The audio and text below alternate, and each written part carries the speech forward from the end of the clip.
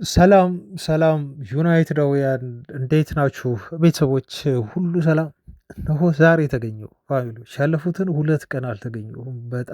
በጣም ይቅርታ ጠይቃለሁ። ከአቅም በላይ በአንዳንድ ጉዳዮች ነው ወደ እናንተ መድረስ ያልቻልኩት እና ይቅር እንደምትሉኝም ተስፋ አደርጋለሁ።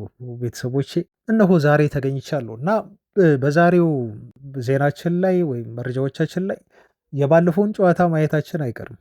ብዙ ነገር ሰምታችኋል። አሁን ስሜቱ ትንሽ ቀዝቀዝ ብሏል። ከሊቨርፑል ድል በኋላ ስለ ቀጣዩ ጨዋታ ነው እያሰብን ያለነው። እናንተም እያሰባችሁ ያላችሁት ግን ስለ ቲማችን በዛ ሰዓት ስለነበረው ፐርፎርማንስ እና ቀጣይ ስለሚጠብቁን ነገሮች አሁንም ዛሬም ማውራታችን ስለማይቀር ያው ዞሮ ዞሮ ባንገናኝም ዛሬ እንዳሰሳችኋለን ለማለት ነው። ቤተሰቦች እንደው ለዛሬ የምትጠብቋቸው መረጃዎች የዩናይትድ ሽያጭ ጉዳይ ከምን ደረሰ የምትሉ መልሳለን። ከዛ ውጪ የተለመዱ የዝውውር ዜናዎች አሉ። የቅድመ ዝውውር ብዬ ብለው ይሻላል።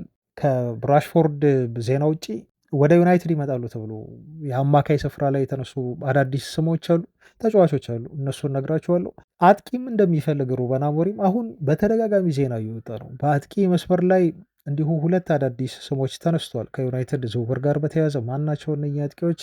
ይሄንንም ወደ እናንተ አደርሳለሁ። ብቻ አብራችሁኝ ስትቆዩ ሀሳብ እናንሸራሽራለን። የሴላሚንስን ጉዳይ እንዲሁ እናያለን። የአንፊልዱን ጨዋታን፣ ስለ ቀጣይ ጨዋታዎቻችን በርከት ያሉ ነገሮችን ያስኩላችሁ ቤተሰቦች። እንደተለመደው እንደ ሁልጊዜው ቪዲዮ ላይክ በማድረግ ጊዜያችሁ፣ አቅማችሁ፣ ገንዘባችሁ እስከፈቀደ ድረስ እንድትቆዩ እንድታደምጡ ይጋብዛለሁ። መልካም ቆይታ። የላንክሻየር ደርቢው ድል ከሊቨርፑል ጋር በአንፊልድ ተጫውተን ያመጣነው ድል አሁን ተቀዛቅዞ ስለ ቀጣይ ጨዋታዎች የምናስብበት ጊዜ ላይ ነው የምንገኘው። ያለፉትን 2 ቀናት አልተገናኘንም። ስለዚህ ደስታችንን በቀናቷ አልተጠቀምንም፣ በእኔ በኩል ማለት ነው። ዩቲዩብ ላይ እንዲሁ ስላላገኘኋቸው ቤተሰቦች፣ ነገር ግን በእናንተ በኩል አሁን ጥሩ የሆነ መነቃቃት ያለ ይመስለኛል። በደጋፊ ጋ ብቻ አይደለም፣ በአጠቃላይ ቲም ውስጥም ያለ ጥሩ የሆነ መነሳሳት አለ። አሁን በዩናይትድ ቤት ውስጥ የሊቨርፑልን ድል ከሁሉም በላይ በጣም ጠቃሚ የሚያደርገው ከዚህ በፊት ዩናይትድ እንደው ሲያሸንፍ አንድ በቀይ ካርድ እገዛ ነው ተብሎ አንድ የሚተችበት ነው። ለምሳሌ አሁን የቼልሲ ጨዋታን ስናሸንፍ በቀይ ካርድ አንድ ተጫዋች ቼልሲ ስለጎደለበት ነው የሚል ኮምፕሌን ወይም የመከራከሪያ ሀሳብ ነበረ። አሊያም ደግሞ ከቼልሲ ውጭ ያሸነፍናቸው ቡድኖች ደግሞ ስታዩ ላይክ እንደ በርንሌ ወይም ደግሞ እንደ ሰንደርላንድ አሁን ፕሮሞት የሆኑ ናቸው፣ አሁን ከታችኛው ወደ ላይ ያደጉ ቲሞች ናቸው ተብለን እንደዚሁ ክሬዲት ለማሰጠት የዩናይትድን ድል የተነሳ የመከራከሪያ ሀሳብ አለ። የሊቨርፑሉ ድል ግን ይህን ሁሉ የመከራከሪያ ሀሳብ ፎርሽ የሚያደርግ ነው ማለት ነው። ሊቨርፑል የአምና ሻምፒዮን ነው። ሊቨርፑል የማንቸስተር ዩናይትድ ተቀናቃኝ ነው። ታሪካዊ ተቀናቃኝ ነው። ታሪካዊ ትልቁ የእንግሊዝ ደርቢ ነው። እውነት ለመናገር ሁለት ትልልቅ ታሪክ ያላቸው ክለቦች ያደረጉት ደርቢ ጨዋታ ነበር። ፕላስ ደግሞ አዌ አንፊልድ ላይ ነው የተጫወትነው። ፕላስ ከ9 ዓመት በኋላ ነው ዩናይትድ ያሸንፈው ለመጨረሻ ጊዜ አንፊልድ ላይ ዩናይትድ ሊቨርፑልን ሲያሸንፍ ታውቃላችሁ ቤተሰቦች። ዋይኒ ሩኒ ነበር የማሸነፊያውን ጎል ያስቆጠረው። አሁን በቢቢሲ ላይ ተቀጥሮ ፐንዲት እያደረገ የሚገኘው ኮሜንተሪ እየሰራ የሚገኘው ዋይኒ ሩኒ ነው። የመጨረሻውን ዩናይትድ የማሸነፊያ ጎል አስቆጥሮ የነበረው ማለት ነው። አስቡት ምን ያህል ጊዜው የራቀ እንደነበር። ኦልሞስት ዲኬድ በሉት 9 ዓመት ነው አሁን ካለፈ በኋላ የሊቨርፑልን ድል ያገኘ ነው ማለት ነው። እና ሲግኒፊካንትሊ በጣም ወሳኝ የሆነ ፖይንት ነው ያገኘነው። በጣም ወሳኝ የሆነ እንደው በፖይንት ራሱ የሚተመን ድል ብቻ አይደለም ዩናይትድ የተቀናጀው ድል ማለት ነው። ስለዚህ እስካሁን የምንተችበትን ነገር እና ዩናይትድ ትልቅ በደንብ ጠንከር ያለ ቲም በሙሉ ተጫዋች ማሸነፍ አይችልም የሚለውን ነገር ይሄን ያስቀረ በመሆኑ የሊቨርፑሉ ድል እንደው በዚህ ሊመሰገን የሚገባው ነው። ይሄን ለማለት ነው። እና የዩናይትድ ተጫዋቾችም እንግዲህ በሊቨርፑሉ ጨዋታ ላይ ያሳዩት ካራክተር፣ እኔ ትልቁን ክሬዲት የምሰጠው ካራክተር ነው። ዩናይትድ እንደዚህ አይነት ባህሪ ያለበት ከአምና ጀምሮ ሩበን አሞሪም ከመጡ በኋላ በእንደዚህ አይነት ትላልቅ ጌሞች ላይ አምናም አንፊልድ ላይ እንዴት እንደተጫወቱ ታውቃላችሁ። በእንደዚህ አይነት ሞመንቶች ላይ ካራክተር ያመጣሉ። በቃ በጣም ትልቅ ቲም ሲሆን፣ ታሪካዊ ተቀናቃኝ ሲሆን እና ኤቭሪበዲ ዩናይትድ ነጥብ ይጥላል፣ ዩናይትድ ዛሬ እንደው ይሸነፋል ብሎ በሚያስብበት ሰዓት እነሱ ይገኛሉ ማለት ነው። በቃ የተሟላ የተጫዋች ባህሪ ካራክተር ይዘው ሜዳ ላይ ይገኛሉ። የሊቨርፑልን ጨዋታ አሁን እያንዳንዱ ቦታ ላይ ምን ያህል ፋይት ሲያደርጉ እንደነበረ ተመልክታችኋል ቤተሰቦች። እንደው የማቲያስ ኩኛ ነገር ለየት ይል ይሆናል ከሌሎች ተጫዋቾች ሜዳው ላይ ይበልጥ ጎልቶ በካራክተር የተጫወተ ተጫዋች ሊሆን ይችላል እንጂ በእያንዳንዷ ኳስ ላይ የዩናይትድ ተጫዋቾች ከግብ ጠባቂ ጀምሮ እስከ ፊት መስመር ላይ እስከተሰለፉ ተጫዋቾቻችን እስከ ደም ጠብታ ነበር ሲፋለሙ የነበረው። በጣም ካራክተር ነበራቸው። በጣም ለማሸነፍ ፍላጎት ነበራቸው። እግር ኳስን እንድታሸንፉ የሚረዳችሁ ትልቁ ፖይንት ታለንት አይደለም ቤተሰቦቻችን። ታለንት ምናልባት አንዱ አስተዋጽኦ ሊሆን ይችላል። ከታለንት ውጭ ግን ካራክተር ከሌለ እግር ኳስን ማሸነፍ አትችልም። ይህንን ካራክተር አሁንም የምንፈልገው እኛ የዩናይትድ ተጫዋቾች እንዲተገበሩት በሌሎችም ቀጣይ ጌሞች ላይ ነው ማለት ነው። ብራይተን ላይ እንዲቀዛቀዝ አንፈልግም። በዚሁ ካራክተር ብራይተንን የሚገጥሙ ከሆነ አስቡት። ኢትዝ ኦልትራፎርድ ቀጣይ ጨዋታ ኔክስት ጌም ኦልትራፎርድ ነው። ደጋፊው አለ። በቃ ቲሙ የሚያስፈልገው ታለንት አላጣም፣ ካራክተር ነው ያጣው። ይህን ካራክተር ደግሞ በአንፊልድ ያሳየናል። በቀጣይ ጨዋታዎች 3 4 5 ጨዋታዎች ላይ ቢደግሞ በቃ ቡድኑ ትራክ ላይ ይመለሳል እና ትልቁ የድላችን ምክንያት ካራክተር ነው። ላለመሸነፍ ያደረግነው ጥረት በእያንዳንዱ ኳስ ላይ የተፋለምንበት መንገድ እውነት ለመናገር እድልም ከኛ ጋር ነበር። ምክንያቱም እነሱ እንግዲህ ታውቃላችሁ ብዙ ኳስ አንግል ገጭቶባቸዋል። ዩናይትድም ግን እድለኛ ሳይሆን ቀርቶ የተሸነፈባቸው ጨዋታዎችም ነበሩ። ይሄ አንዱ የእግር ኳስ አካል ነው እድል የምንለው። እድል ያስፈልጋል እውነት ለመናገር ቤተሰቦቻችን ማለት ነው። እና ወደኋላ መለስ ብለን ስናስብ የዩናይትድ ለምሳሌ ከአርሰናል ጋር የተሸነፈበት ጨዋታን ብታዩ፣ እንዲሁ ከፉልሃም ጋር አዌ ነጥብ የጣልንበት ጨዋታን ብትመለከቱ ቲሙ ምንም አልጎደለውም ነበር። የጎል ዕድሎችን መፍጠር ምንም የጎደለው ነገር የለም። የጨዋታን የበላይነት መውሰድም ላይ ማለት ነው። ችግሩ እድል ከኛ ጋር አልነበረች። ሊቨርፑልም አንፊልድ ላይ ሲጫወት እድል ከእነሱ ጋር አልነበረችም። እድል ደግሞ እኛ ካለን ካራክተር ካመጣ ነው ለጨዋታው ተዘጋጅተን ከገባንበት ሩበን አሞሪም ቡድኑን ፕሪፔር ካደርጉበት ነገር አንጻር ያገኘናቸውን እድሎች ደግሞ በሊቨርፑል ጨዋታ ላይ አላወክንም። ተጠቅመናቸዋል። ተጠቅመን ማሸነፍ ቻለን ማለት ነው እና የሊቨርፑሉ ድል መነሳሻ ቢሆን ከዚህ በኋላ ምንም ሰበብ መስጠት አያስፈልግም። ዩናይትድ አንዴ ከፍታ፣ አንዴ ዝቅታ፣ አንዴ ሞቅታ፣ አንዴ ደግሞ በጣም መቀዛቀዝ ስሜት ውስጥ የሚከተን ቡድን መሆን የለበትም። ከሊቨርፑል ጨዋታ በላይ ለዩናይትድ ተርኒንግ ፖይንት ሊሆን የሚችል ነገር የለም። ሩበን አሞሪም እንዳለው ዩናይትድን 20 ዓመት ማሰልጠን የሚፈልግ ከሆነ ልክ እንደ ሰር አሌክስ ፈርጉሰን ከዚህ በላይ ተጫዋቾቹም የዩናይትድን ታሪክ መቀየር የሚፈልጉ ከሆነ ከሊቨርፑሉ ድል በላይ ምንም ሊያነሳሳቸው አይችልም። አሁን እዚህ ጋር መቆም የለበትም። ለምንድነው መቆም የሌለበት ቤተሰቦቻችን? ምክንያቱም ዩናይትድ ከ8ቱ የፕሪሚየር ሊግ ጨዋታዎች 4ቱን ከቶፕ 4 ሆኖ ካጠናቀቁ አምና ቶፕ 4 ቶፕ 6 ውስጥ ሆኖ ካጠናቀቁ ቲሞች ነው የተጫወተው ቶፕ 4። ይሄን ጌም ወይም ይህን ፊክስቸር እስካሁን ድረስ ገጥሞት ይህን ሁሉ ጨዋታ ከትልልቅ ቲሞች ጋር ያደረገ ቡድን የለም። እኔ ቤተሰቦች እንደው እንደ ዩናይትድ ከባድ የሆነው ፊክስቸር የገጠመው ቲም ያለ አይመስለኝም፣ ሊኖርም አይችልም በፕሪሚየር ሊጉ። ከቶፕ 4 ቲሞች 4ቱን እንደው በዚህ ሰዓት መግጠም ማለት ገና ሲዝኑ ገና ከመጀመሩ 30 ጨዋታዎች እኮ ይቀራሉ በፕሪሚየር ሊጉ። 38 ጨዋታ ነው ያለው በአመት። ከ38ቱ 8ቱን አድርገናል እና ከ8ቱ ውስጥ ደግሞ 4 ትልልቅ ቢግ ቲሞችን መግጠም ዊችዝ በጣም ከባድ ነው ማለት ነው። እንደው እኔ ሁሌ አርሰናል ጨዋታ ይቆጨኛል እንጂ አርሰናል ላይ ነጥብ ብንይዝ ኖሮ ቼልሲንም አሸንፈናል። ፕላስ ደግሞ ሊቨርፑልን ትላንት እንዲሁ አሸንፍን። ትንሽ የሲቲው ጨዋታ ነበር በጣም ደካማ የነበርንበት እና ሲቲ በሙሉ የጨዋታ የበላይነት የወሰደብን ማለት ነው። አይ ቲንክ የጎል ዕድሎችን በመጠቀም ያሸንፈን እና እነኚህን ነገሮች ስታይ አሁን ቀጣይ ዩናይትድ ተከታታይ ጨዋታዎችን ማሸነፍ እንዳለበት ትረዳላችሁ። በቃ ግዴታ ውስጥ ይገባል ዩናይትድ። ቀጣይ የምናደርገው ጨዋታ ከብራይተን ጋር ነው። ቤተሰቦች ብራይተኖች አሁን ጥሩ ፎርም ላይ ናቸው። ጥሩ ፎርም ላይ ናቸው ስንል ኒውካስልን 2-1 አሸንፉ፣ ፕላስ ሲቲን 2-1 አሸንፉ፣ እንዲሁ ከቶተንሃም ጋር 2-1 ያጠናቀቁ፣ ቼልሲን ደግሞ አዌይ 3-1 በሆነ ውጤት ነው ያሸነፉት። ቤተሰቦቻችን 5 ጨዋታ አድርገው 5 ጨዋታ ያለመሸነፍ እንዲሁ ጉዞ አላቸው። ስለዚህ የብራይተንን ያለመሸነፍ ጉዞ የመክታት ትልቁ ኦፖርቹኒቲ እድሉ አሁን ኦልድ ትራፎርድ ላይ ቀርቦልናል። አንድ ከዚህ በፊት ዩናይትድ እና ብራይተን ባደረጓቸው ጨዋታዎች ደግሞ ያለፉት 5 ወይ 6 7 ጨዋታዎችን ተመልከቱ። ብራይተኖች ዩናይትድ ላይ የበላይነት ወስደዋል በጣም በሚያስገርም መልኩ እና ይሄንን የበላይነታቸውን የምንሰብርበት ትክክለኛ የሆነ እድል ነው የሚገጥመን ቀጣይ ቅዳሜ ከብራይተን ጋር ስንጫወት ማለት ነው እና ሞመንተሙን ማስቀጠል አለብን። ይሄን ሞመንተም ደግሞ ማስቀጠል ብቻ አይደለም፣ ተከታታይ አሁን ኔክስት አትሊስት 3 ጌሞችን ዩናይትድ ማሸነፍ መቻል አለበት። 3 ወይ 4 ጌሞችን ፖሲብል ናቸው፣ ልናሸንፋቸው የምንችላቸው ጨዋታዎች ናቸው ከፊታችን የሚገኙት ቤተሰቦቻችን።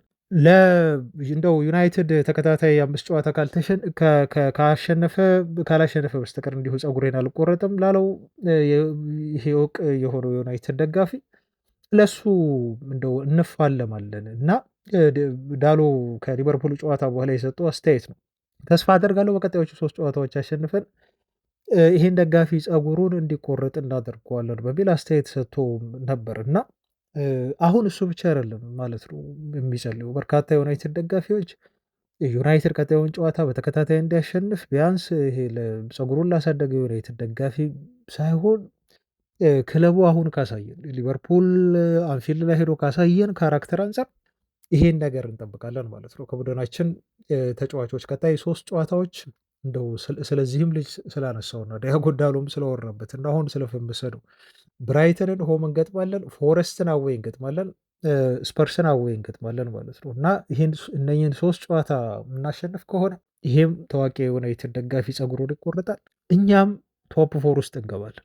ሶስቱን ተከታታይ ጨዋታዎች 9 ነጥብ የምናገኝ ከሆነ ሶስትም ቤተሰቦች በቀጥታ ወደ አውሮፓ ሻምፒዮንስ ሊግ ደረጃን ወደ ላይ ከፍ ብለን ኢቨን ከፕሪሚየር ሊጉ መሪ ክለቦች እንዲሁ የምንቀርብበት ነው። ምክንያቱም ፕሪሚየር ሊጉ አንፕሬዲክተብል ነው እንደምታውቁት።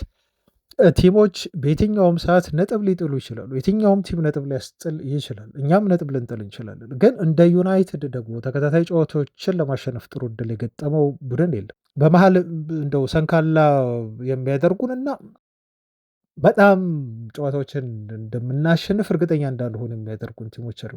ማሸነፍ የምንችላቸው ቲሞች ናቸው እርግጠኛ ባልሆኑ ቤተሰቦቻችን እና ይሄን ሞመንተም በደንብ ማስቀጠል ከተጫዋቾቹ ከሩበን አሞሪም ያስፈልጋል። አንዴ ሞቅታ አንዴ ዝቅታ የሆነውን ዩናይትድ ማየት የለብንም በቀጣዮቹ ጨዋታዎች ላይ የሚለውን አስተያየት ለመስጠት ነው። ለማንኛውም ግን አሁን ማንቸስተር ዩናይትድ 5ኛ ከተቀመጠው እንዲሁ ቼልሲ በ1 ነጥብ ርቆ ነው የሚገኘው። እንዲሁ 2 ነጥቦችን ርቆ ተቀምጧል 3ኛ ከሆነው ቼልሲ ሊቨርፑል።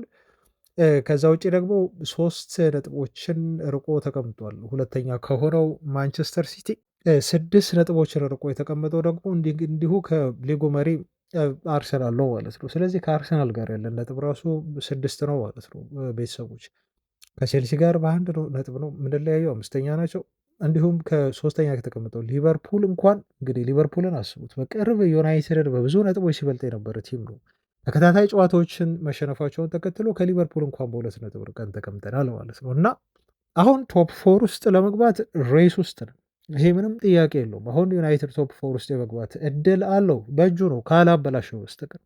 ኢቨን በቀጣይ ጨዋታዎችም ከፊት ያሉ ቲሞች ነጥብ የሚጥሉ ከሆነ እንግዲህ የሊጉን ዋንጫ ለማንሳት የሚፎካከር ቲም ይሆናል። ግን ይሄ ቀላል ፈተና አይደለም፣ በጣም ከባድ ፈተና። ከዩናይትድ ተጫዋቾች እነኛን ፈተናዎች የመወጣት ትልቅ የሆነ ካራክተር፣ ትልቅ የሆነ ሜንታሊቲ ከዩናይትድ ተጫዋቾች ያስፈልጋል። ይሄ የሚኖር ከሆነ ያደርጉታል። እኔ የዩናይትድ ስብስብ ለየትኛውም ቲም አያንስም እላለሁ ብዙ ጊዜ ስናገር። ታለንቱ አለ። የዩናይትድ ተጫዋቾች ካራክተር ነው ያጡት እንጂ የታለንት ችግር የለባቸው። ቤተሰቦቻችን ክፍተት እንዳለብን ሆኖ ማለት ነው።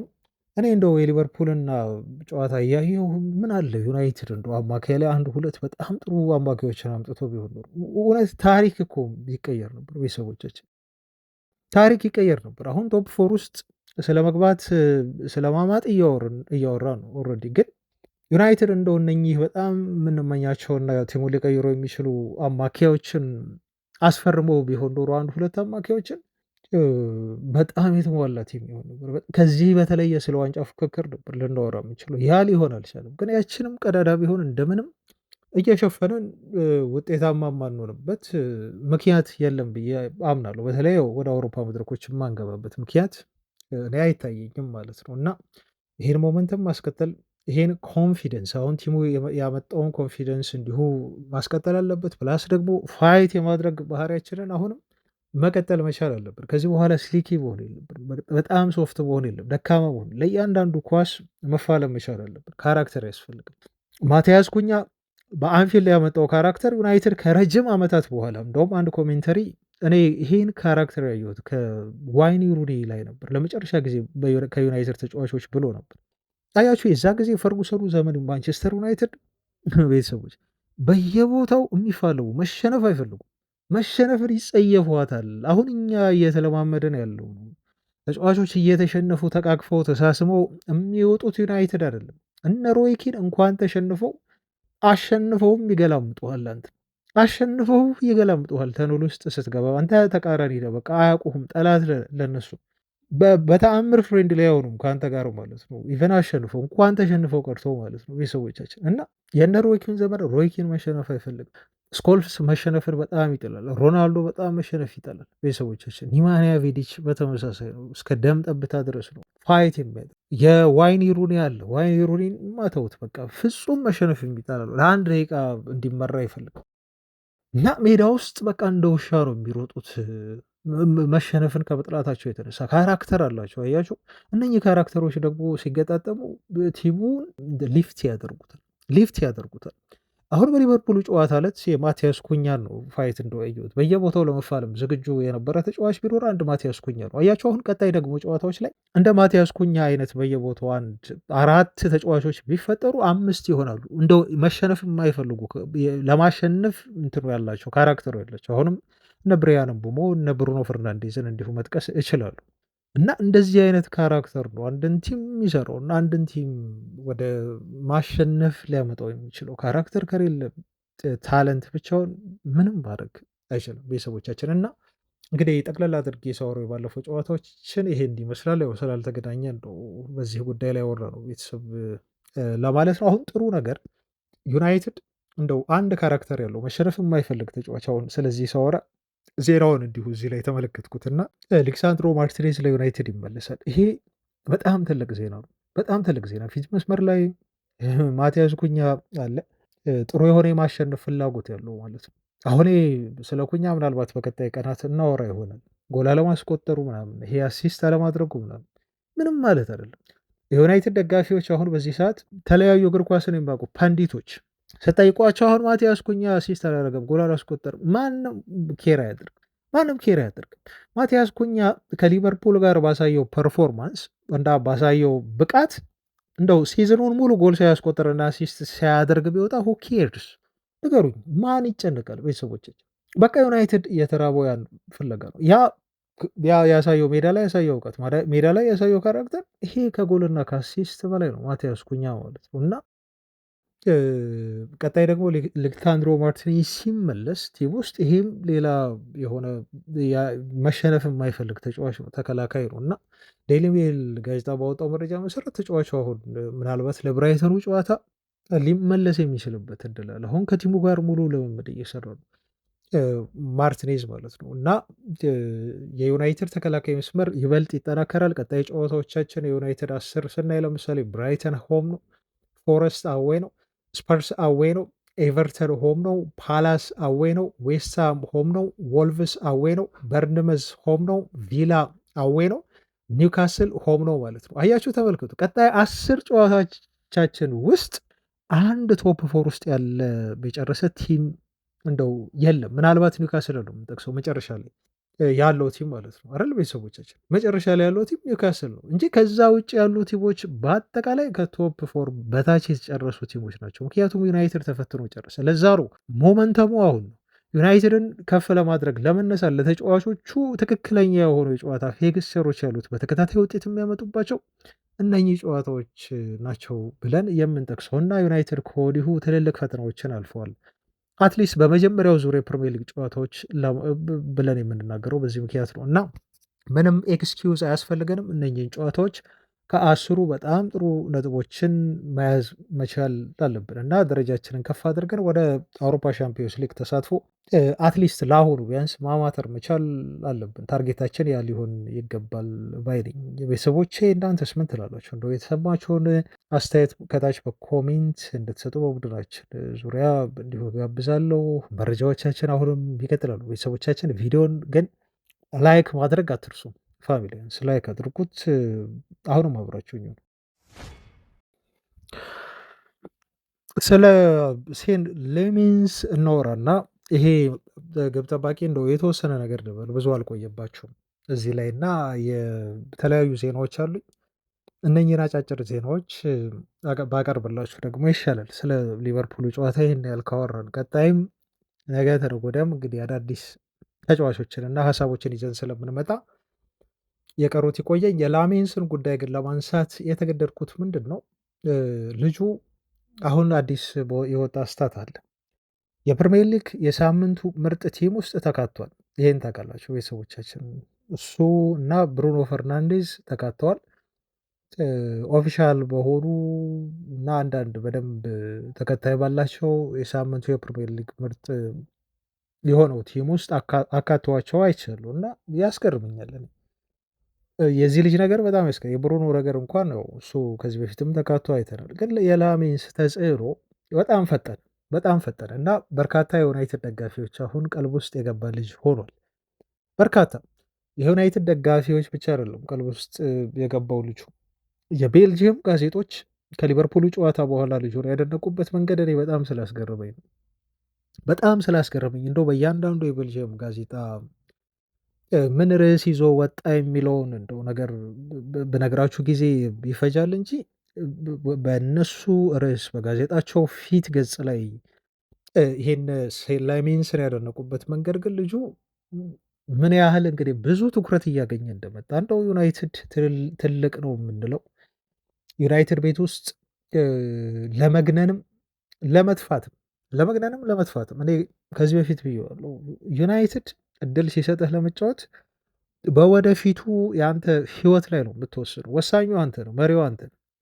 ዩናይትድ ኦፖርቹኒቲውን ሰጠ። ያን በጣም ግሬትፉል ልትሆን ይገባል፣ ልታመሰገን ይገባል። እንደ ተጫዋች ነው የምላቸው፣ እንደ ተጫዋች አሁን እንደ ተጫዋች ሆኜ ሳስብ፣ ምክንያቱም ዩናይትድ የዓለም ንጉሥ እንድትሆን በመላው ዓለም ውስጥ ባለ ህዝብ፣ በተለይ በጣም ብዙ ህዝብ ውስጥ ልብ ውስጥ እንድትገባ ራስህን ፖፑላር እንድታደርግ ትልቁን እድል ሰጥተዋል። ሴን ላሜንስ ወደ ማንቸስተር ዩናይትድ ከመምጣቱ በፊት የነበሩት የኢንስታግራም ተከታዮች 10,000 ናቸው ቤተሰቦቻችን። ይሄን አሳይቻችኋለሁ ከዚህ በፊት። አሁን ሴን ላሜንስ ምን ያህል ተከታይ እንዳለው ተመልከቱ፣ ቼክ አድርጉ፣ ግቡና ይሄን እድል ልጁ በአግባቡ እየተጠቀመ ነው ያለው። እድሜው ገና 23 ዓመት ነው።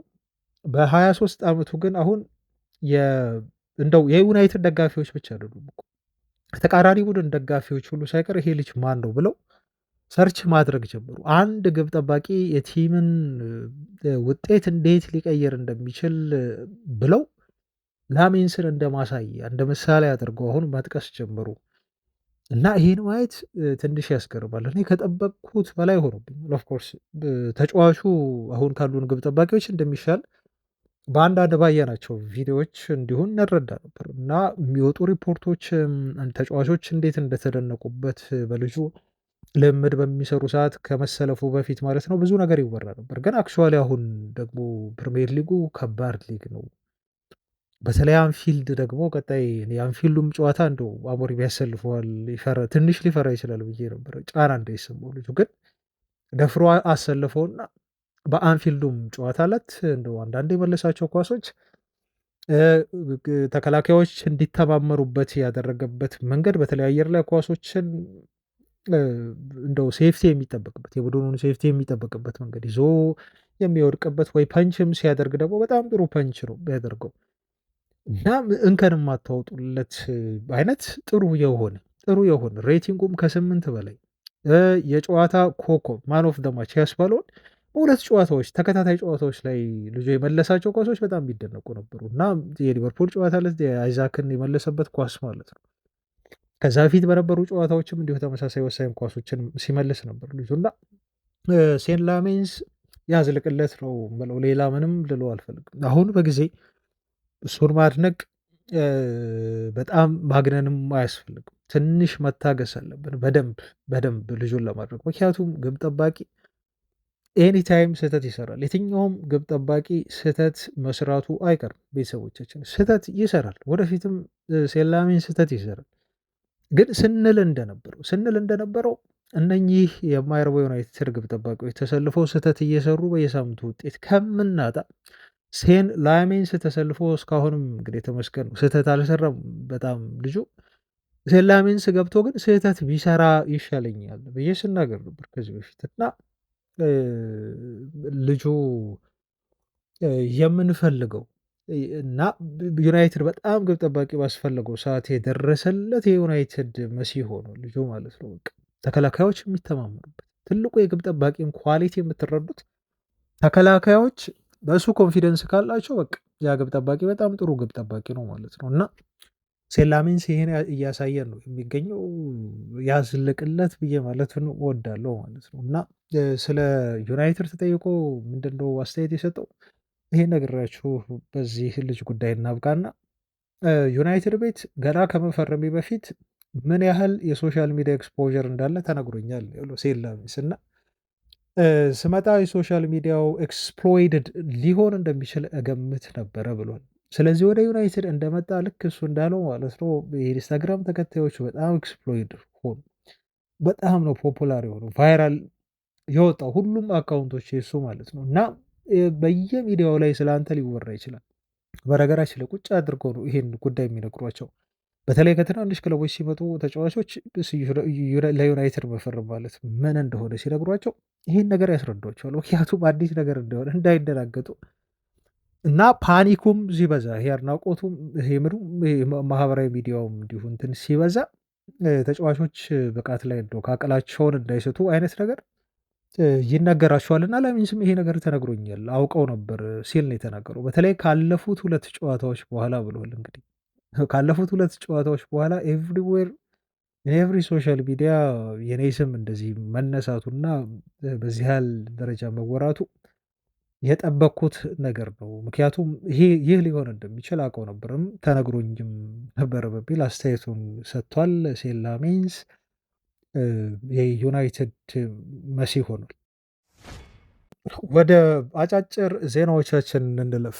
የዩናይትድን ሽያጭ በተመለከተ የክለቡ ሽያጭ ሁኔታ ምን ላይ ደረሰ ብላችሁ መረጃ ለምጠብቁ ሰዎች የወጣው መረጃ ከአምባሳደር ሩል ጋር የተያዘ ነው እንጂ ስለ ሽያጭ አሁን ምን አይነት ደረጃ ላይ ነው የሚገኙት፣ ንግግራቸው በምን ያህል ስቴፕ ሄዷል፣ ፕሮግሬስ አድርጓል ወይ ለሚለው ዲቴል የሆነ ማብራሪያ ብዙ እየወጣ አይደለም። ቤተሰቦቻችን የዩናይትድ አረብ ኤሚሬት ያደረገ የኢንቨስተሮች ግሩፕ አንዳንድ የዩናይትድ የቀድሞ ተጫዋቾችን አፕሮች እያደረገ ነው። ኤሪክ ካንቶና ተብሏል። ከዚህ በፊት ሰምታችኋል ቤተሰቦቻችን። የክለቡ አምባሳደር እንዲሆኑ ማለት ነው ዩናይትድን በሚገዙበት ሂደት ወቅት እንዲያግዙ በሚል ታሳቢ በማድረግ ነው። ይሄ ካምፓኒ ደግሞ አሁን ዴቪድ ቤካም እና ዋይኒ ሩኒን አፕሮች አድርጓል ብለዋል። ይሄ የሚጠበቅ ነበር። እንግዲህ ዩናይትድ ሌጀንድ ከተባሉ እንደው ካንቶና ከነሱ በፊት ይሁን እንጂ ዴቪድ ቤካም እና ዋይኒ ሩኒ የሚተዉ አይደለም። ከዚህ በፊት ስል ነበር እነ ፖል ስኮልስ፣ እነ ጋሪ ኔቭል፣ ብሪዮ ፈርዲናንድ እና ቪዲች የመሳሰሉ ብዙ ሌጀንዶች አሉ እና እነኚህን ሰዎች አሁን እየቀረቡ ነው ማለት ነው የአምባሳደርነት ሚና ለመስጠት እና የግሌዘር ቤተሰቦች 6 ናቸው እንደምታውቁት። ይህንን የክለቡን አብላጫ ድርሻ የያዙ ናቸው በዚህ ሰዓት። ይህን ኮንሰርቲየም እያናገሩ እንደሆነ ክለቡን ለመሸጥ ፕሮሰስ ላይ እንደሆኑ በጣም የምናምናቸው የዜና ምንጮች ነው እየገለጹልን የሚገኙት ማለት ነው። እና ምናልባት ቶሎ ላይሆን እንደሚችል ዩናይትድን መሸጥ ልክ አንድ መኪና እንግዲህ የሆነ ቦታ ወጥተህ እንደመሸጥ በአንድ ደላላ አይደለም። ታውቃላችሁ በጣም ብዙ ስቴፖች ብዙ ፕሮሰሶች አሉት። በዛ መልኩ ነው ምናልባት 1 ዓመት ሊወስድ ይችላል። የቲሙ የመሸጫ ዋጋ በግሌዘሮች የበላይነት እንግዲህ በእነሱ ቁጥጥር ያለ ሰር ጂም ራትክሊፍ መብት ሊሸጥ የሚችለው ለቀጣዮቹ 1 ዓመታት ነው ተብሏል። ስለዚህ ይሄ ፕሮሰስ ግራጁዋል ነው ማለት ነው እና በአንድ የሚሆን ነገር አይደለም። የዩናይትድን ሽያጭ በተመለከተ ጋርዲያን መረጃ ያወጣው ይሄ ነው። ሮኒን እና ቤካምን አፕሮች አድርጓል የሚለው ነው ማለት ነው ያለው። ወደ ሌሎች መረጃዎች ደግሞ እንለፍ። የተጫዋቾች ዝውውርን በተመለከተ የባርሴሎናዎች አሁን ማርከስ ራሽፎርድ ላይ ያላቸውን ፍላጎት ተጫዋቹን ወደ ቋሚነት ለመቀየር ዝውውሩን ከወዲሁ አስበዋል ተብሎ ተገልጿል። እንደው ዩናይትድ በራሽፎርድ የባርሴሎና ዝውውር ላይ የሰራው ጥሩ ነገር አስገዳጅ አለማድረጉ። አስገዳጅ የሆነ የ30 ሚሊየን ዩሮ እንደው ሙሉ ደሞዙን መሸፈናቸው እንዳለ ሆኖ ግን በ30 ሚሊየን ዩሮ ተጫዋቹን ከፈለጋችሁ እንድትወስዱት የሚል የማስገደድ ስምምነት አይደለም ዩናይትድ የፈጸመው ማለት ነው። አሁን ለዩናይትድ ተመቸ። ለምንድነው ተመቸን ብለው ያው ባርሴሎና ቤት ምን እያደረገ እንደሆነ ተመልክታችኋል። ትላንት እንኳን ያው 2 ጎል አስቆጥሯል። ራሽፎርድ የቀድሞ ፎርሙን እያገኘ የመጣ ልጅ ነው። ደስተኛ ራሽፎርድ ይመስላል። ለሱ ደስተኛ ነን። ጎሎችን እያስቆጠረ ነው። በዚህ ይህን በማድረጉ ደግሞ ዩናይትድን መጥቀሙ አይቀርም 100% ቤተሰቦቻችን 30 ሚሊዮን ዩሮ እንደው ባርሴሎናዎች ተጠራጠሩ። ኦፍኮርስ እኛም እንጠራጠራለን። ራሽፎርድ ይሳካለት ይሆን ዩናይትድ ወይ እዛ ሄዶስ ደግሞ እንዴት የእግር ኳስ ህይወቱን ይመራው ይሆኑ ብላችሁ ነው የምትጠረጥሩት። እርግጠኛ ልትሆኑ አትችልም። በዚህ መልኩ ይቀየራል ተብሎ አልታስብም።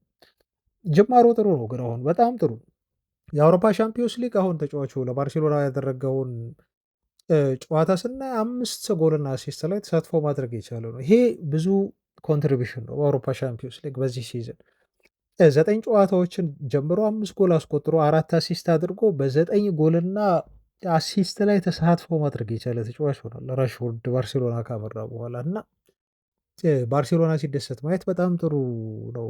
ልጁ በባርሴሎና ቤት ተደስቶ እንደዚህ ማየት ራሽፎርድ ማለት ነው። እስካሁን ድረስ ከዩናይትድ ከለቀቁ ቦምብ ስኳድ ከተባሉ ልጆች ራሽፎርድ 10 ጎልና አሲስት አለው ተብሏል። እስካሁን ድረስ አንቶኒ እንዲሁ 4 ጎልና አሲስት ነው ያለው በሪያል ቤትስ።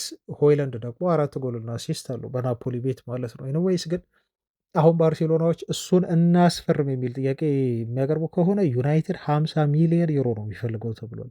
መጀመሪያ ከጠየቀበት 20 ሚሊዮን ዩሮ ጭማሪ አድርጓል ማለት ነው እና ባርሴሎናዎች ልጁን ለማስፈረም ቀደም ብሎ ካሰቡበት ብር በላይ ዩናይትድ ይፈልጋል።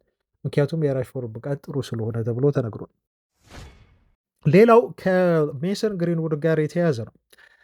ግሪንውድ በሳምንቱ መጨረሻ በፍሬንች ሊግ ዋን ጨዋታቸውን ሲያደርጉ ማርሴዎች ሊ ሃቭሬን ገጥመው 6-2 በሆነ ውጤት አሸንፈው ነበር እና በዚህ ጨዋታ ዕለት 4 ጎሎችን ባስቆጠሩ ነው እንግዲህ የብዙዎችን ትኩረት ስበው የነበረው መነጋገሪያም ሆኗል የሳምንቱ ታውቃላችሁ ቤተሰቦች።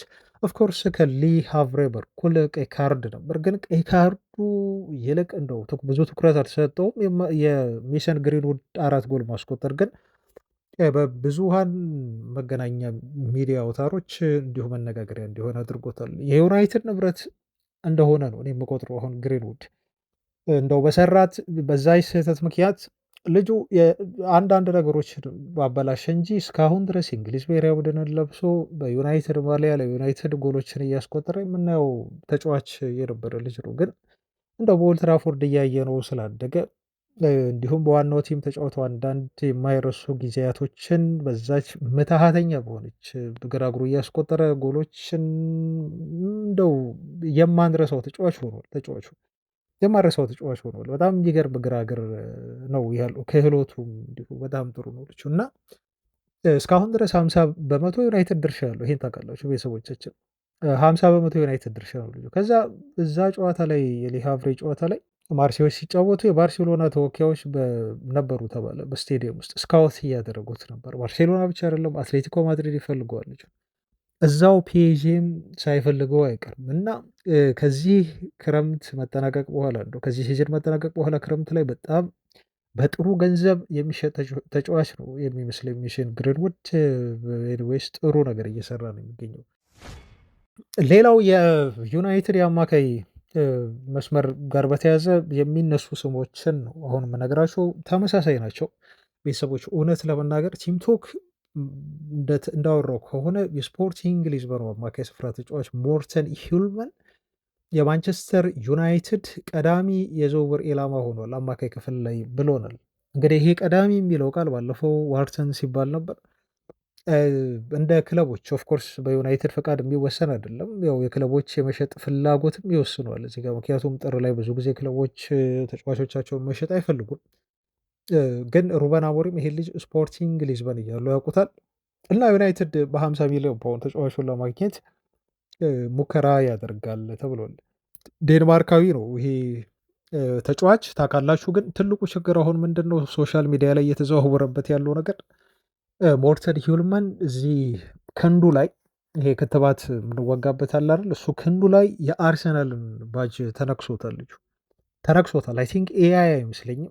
ቤተሰቦቻችን ያው አለ ንቅሳቱ አለ። ፎቶውንም በአጋጣሚ አይታችሁት ሊሆን ይችላል። ብቻ ኤኒዌይስ አላውቅም፣ ግን ይሄ ንቅሳት መኖሩ ወደ ዩናይትድ በሚያደርገው ዝውውር ላይ እንደው ደጋፊዎች ላይወዱት እንዳይወዱት ሊያደርግ ይችላል የሚለው ላይ አላውቅም። አርሰናል ደጋፊ ሊሆን ይችላል። ኤኒዌይስ ማን ይጨንቃል? ጥሩ ከሆነ መጥቶ የዩናይትድ አማካይ ክፍልን ይቀይር እንጂ ሁልመንድ በክንዱ ላይ አርሰናል ንቅሳት አለው ወይም ታቶ አለው ብሎ የሚጠላው ሰው ያለ አይመስለኝም። ግን ምናልባት ለዩናይትድ ከፈረመ ያን ንቅሳት ማጥፋት ሳይኖርበት አይቀርም። ማጥፋት መቼስ በዛ ንቅሳት የዩናይትድን ተጫዋቾች ሊገጥም አይችልም። አብሯቸው ልምምድ ሊሰራ አይችልም። የዩናይትድ ተጫዋቾችን ሊገጥም ይችላል፣ ግን አብሯቸው ያን እያሳየ ልምምድ ሊሰራ አይችልም ልጁና ይሄ ነገር አለ። ደጋፊዎች እያወሩበት ያለ ነገር ስለሆነ ነው።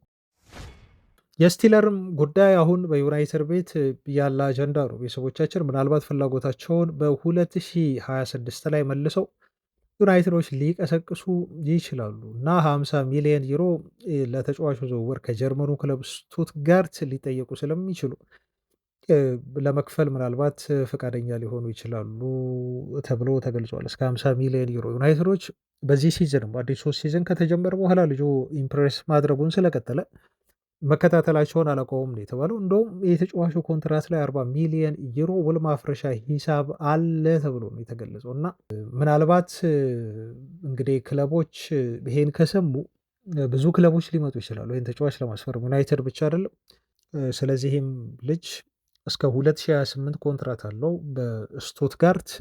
የውል ማፍረሻ ሂሳቡ 40 ሚሊዮን ከሆነ ግን ዩናይትድ አፎርድ ስለሚያደርገው ሊያስፈርመው ይመለከተዋል ብሏል። ስካይ ጀርመኒ ነው ይሄን ዜና ይዞ የወጣው። ግሪየም ቤይሌ የተባለ ጋዜጠኛ ደግሞ ማኑ ኮኔ ይሄ የሮማዊ አማካይ ስፍራ ተጫዋች የዩናይትድ የአማካይ ክፍል ዝውውር ኢላማ ሊስት ውስጥ ተካቷል ብሎ ዜና ይዞልን ወጥተዋል ማለት ነው። ስለዚህ አማካይ ክፍል ላይ ዩናይትድ ከሚያያቸው ተጫዋቾች መካከል አንዱ እንደሆነ ማኑ ኮኔ ዜና ወጥቷል ወይም ተካቷል በሚለው እንያዘው። በአጥቂ መስመር ላይ ደግሞ የተወሩ መረጃዎችን እንደው ላድረሳችሁ። አማካይ ብቻ የሚፈልጉ አይመስልም ዩናይትዶች የአጥቂ መስመር ተጫዋችም ለማስፈረም ገበያ ውስጥ ሊወጡ እንደሚችሉ ሪፖርቶች እየጠቆሙን ያሉት። ለምሳሌ አሁን የሪያል ማድሪዱን ተጫዋች ኤድሪክን ለማስፈረም በቀጣይ ጥር የዝውውር መስኮት ላይ ዩናይትዶች በውሰት ለማስፈረም ጥያቄ ያቀርባሉ።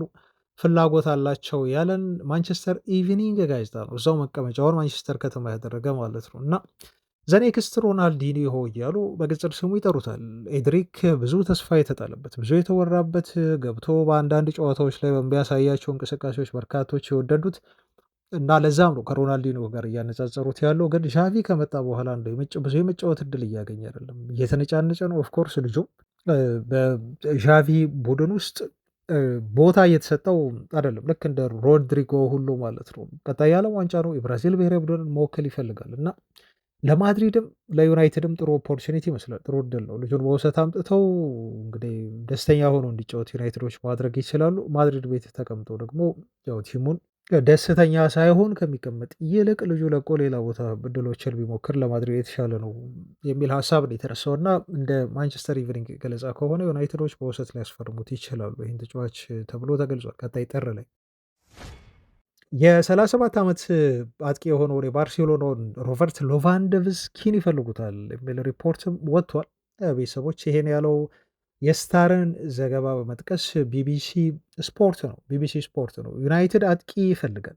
የሃሪኬንን ጉዳይ ከዚህ በፊት አውርተናል። እናንተ በሃሪኬን እድሜው ገፍተዋል፣ ሃሪኬን ጨርሷል ስትሉ የባሰ ደግሞ ይኸው ሌቫንዶቭስኪን በ37 ዓመቱ ሩበን አሞሪም ወደ ዩናይትድ ቢመጣ ደስተኛ ናቸው እና ወደ ዩናይትድ እንዲመጣ ይፈልጋሉ ተብሎ ነው የተነገረው። የዛሬ 15 ዓመት ዩናይትድ ሊያስፈርመው ከጫፍ ደርሶ ነበር በነገራችሁ ላይ። ሰር አሌክስ ፈርጉሰን እያሉ ከቦሩሲያ ዶርትሙንድ ዩናይትድ ሊያስፈርመው ከተቃረበ በኋላ ነው ባየር ሙኒክ ልጁን የፈረመው። ከ15 ዓመት በኋላ ልጁ አሁንም እየተጫወተ ዩናይትድ አሁንም እየፈለገው ይገኛል መባሉ ትንሽ የሚያስገርም መረጃ ነው። ኢቫን ቶኔም እንደዚሁ በዩናይትድ ተፈልጓል ተብሏል። ኢቫን ቶኔን ታውቁታላችሁ እንግዲህ በፕሪሚየር ሊጉ ለብሬንትፎርድ ሲጫወት የነበረ ነው እና እኔ ከማደንቀው የፕሪሚየር ሊጉ አጥቂዎች በጣም ልምድ ያለው አጥቂ ነው። ጥሩ አጥቂ ነው። ለዩናይትድ ቢመጣ የሚጎዳ ልጅ አይደለም። ቲሙን ይጠቅም ይሆናል እንጂ እድሜውም ቢሆን ገና ነው ልጁ። እንደው የአጋጣሚ ነገር ሆኖ ይሄን ኦፖርቹኒቲ ልጠቀም ብሎ ጥሩ ገንዘብ ስለቀረበለት ወደ ሳውዲ አመራ እንጂ በፕሪሚየር ሊጉ የመጫወትም አቅም ያለው ተጫዋች ነበር። እንደ ፉትቦል ኢንሳይደር ዘገባ ከሆነ የቀድሞውን የብሬንትፎርድ አጥቂ ቶኔ ዩናይትድ አሁንም ማስፈረም ይፈልጋል ቀጣይ ጥር ላይ ተብሎ ተነግሯል ማለት ነው። እና ምናልባት ለሼሽኮ ጥሩ አጣማሪ ፈልገው ነው ብሎ ለማለት ይከብዳል። ከሚጫወቱበት ያጫወት ሲስተም አንፃር ሩበን አሞሪም ግን ለሼሽኮ ጥሩ ሜንተር እየፈለገ ያለ ነው የሚመስለው። ልምድ ያላቸው ስትራይከሮች ናቸው ከዩናይትድ ጋር ስማቸው እየተነሳ ያለው። እነኚህ ልምድ ያላቸው ስትራይከሮች መጥተው ደግሞ ለቤንጃሚን ሼሽኮ የሚሰጡት ኤክስፒሪየንስ አለ እና ጫናም ይቀንሱለታል ተብሎ ነው የሚጠበቀው። ኢቫን ቶኔ በነገራቸው ላይ አሁን የሚጫወተው ለአል አህሊ ተብሎ ነው የሚጠራ የሳውዲ ክለብ ነው እና ወደዛ ካመራ በኋላ የ9 ዓመቱ አጥቂ መስመር ተጫዋች 39 ጎሎችን አስቆጥሮላቸዋል በ55 ጨዋታዎች። ኦፍኮርስ የሳውዲ ሊግ እና እንግሊዝ ሊግ አንድ አይደለም፣ ግን እዛም ሄዶ ጎል ማብረቱን ልጁ አላቆመም። ወደ እንግሊዝም ቢመጣ ልምዱ ስላለው ዩናይትድ መጥቀሙ አይቀርም ነው። ኤኒዌይስ ግን ዩናይትድ ዞሮ ዞሮ አጥቂ እንደሚፈልግ እነዚህ ዜናዎች ማሳያ ተደርገው ሊወሰዱ ይችላሉ። ቤተሰቦቻችን ለዛሬ ያስኩላችሁ መረጃዎች ይህን ይመስላሉ። አብራችሁኝ ስለሆናችሁ ስለነበራችሁ ስለተከታተላችሁን ከልብ አመሰግናለሁ። ፋሚሊዎች ነገ እንገናኛለን። ሰላም ሁኑ ባይ